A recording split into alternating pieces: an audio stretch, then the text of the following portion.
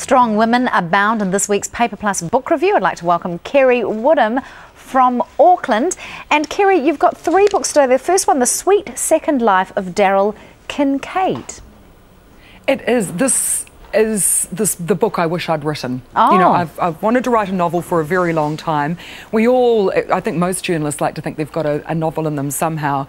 And as I was reading this, I was almost in tears thinking, this is far wittier, cleverer and funnier than I could have ever written. And I just wanted to put away the computer and give up the whole idea. It's a wonderful story. It's about Daryl. She's a girl. She's widowed in her 30s, moves to London.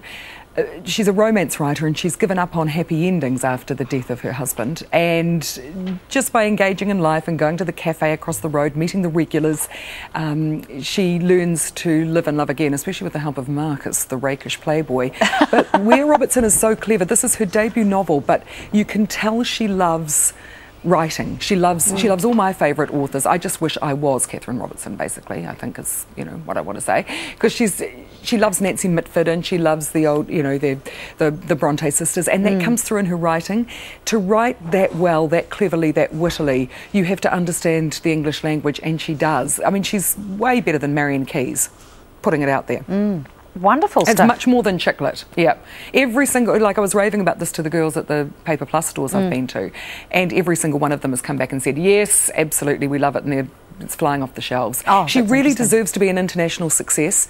You cannot make a living as a fiction writer in New Zealand. You simply cannot. You have to have an international market. I mean, here, if a fiction writer sells 300 or 400 novels, that puts them on the bestseller list. That is not enough to make a living. She must be picked up. She must sell overseas. The world needs to know about her. All right, so I'm gathering, obviously, she is a Kiwi because you said moved to London. So I didn't realise that. Yeah. So isn't that great? Well, hopefully this will be picked up overseas. I'm sure they'll be taking it to the book fairs.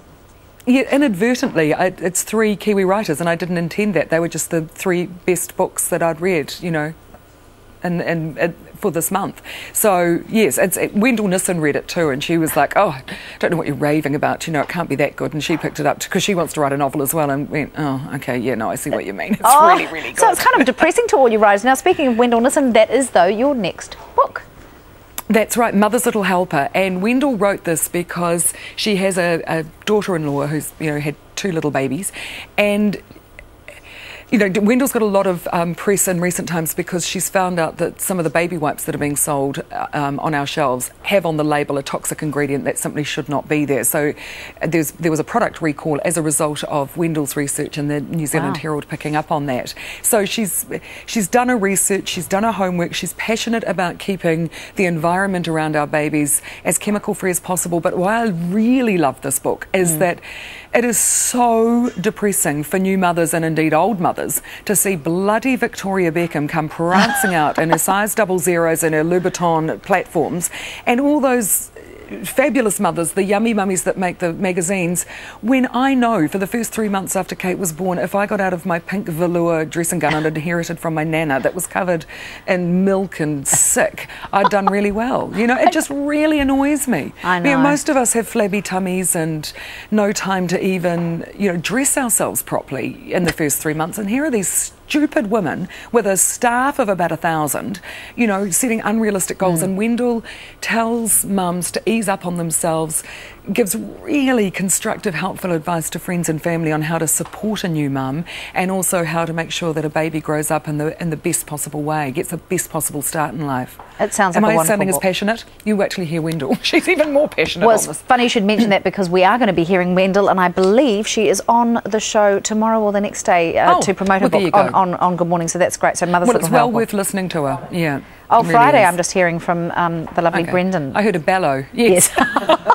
This is like a flash version of Skyping, isn't it? It is quite, yeah, and we sort of sometimes forget we're on TV too, which is not so good for the viewers. So let me, let's go. And speaking of people coming on the show, Paul Holmes is also coming on the show next week to promote his book, Daughters of Erebus. This has had a lot of press so far. What did you think of the book?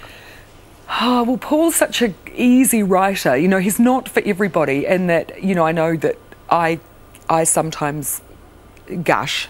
No, yes, I sometimes gush, and Because Paul's so passionate about the way he writes, his style of writing is very conversational, and he does staccato sentences in the way he speaks, which isn't for everyone, and I know that. I loved it. It means that he can communicate a lot of the research that he's done, and much of it is quite technical, of course, you know, given the events surrounding the Erebus crash, the Air New Zealand. Does anyone need the background to Erebus? Surely not. Anyone who grew up in this country would know about the Air New Zealand plane that crashed into the mountain. And there was much debate as to who was responsible. Paul makes no apology for the fact that he is mounting a vehement and passionate defence of the pilot and the first officer who he feels were completely maligned in the government inquiry, and makes no apology for that. He has the trust of Maria Collins, the wife of the pilot, and the daughters, who are just the most extraordinary women, and the pain and grief of having to live out their personal tragedy on such a very public scale comes through loud and clear, and also, you know, trying to clear the name of their husband and father. It's a wonderful book. He's done a lot of work on it. He should be very proud of it. You know, he's certainly been passionate, I know, about writing this book, and in the press that I've seen so far, you know, a lot of family sacrifice he made personally to make sure he did as much research as possible. Kerry, thank you so much for coming on. I do just want to mention, because you'll see why in a moment, but Tom is the name of the character who lost her husband in the first book you talk about, The Sweet Second Life. Daryl. No. It's not. Daryl is the name. Tom is the name of Daryl's husband. Yeah, no, Tom is the husband who died. Yeah. Right, it wasn't 1,000% clear. And he pushes off on the first page. Oh my goodness. The first chapter. There you go, and then she meets the rakish playboy. So anyway, it's all good. Every girl needs to meet a rakish playboy at least once in their lives, I think. Of course one does, of course one does. Thank you so much. Great to have you on the show, Kerry. Lovely to be here, thank you. And this week's Paper Plus book review giveaway is The Sweet Second Life of Daryl Kincaid by Catherine Robertson.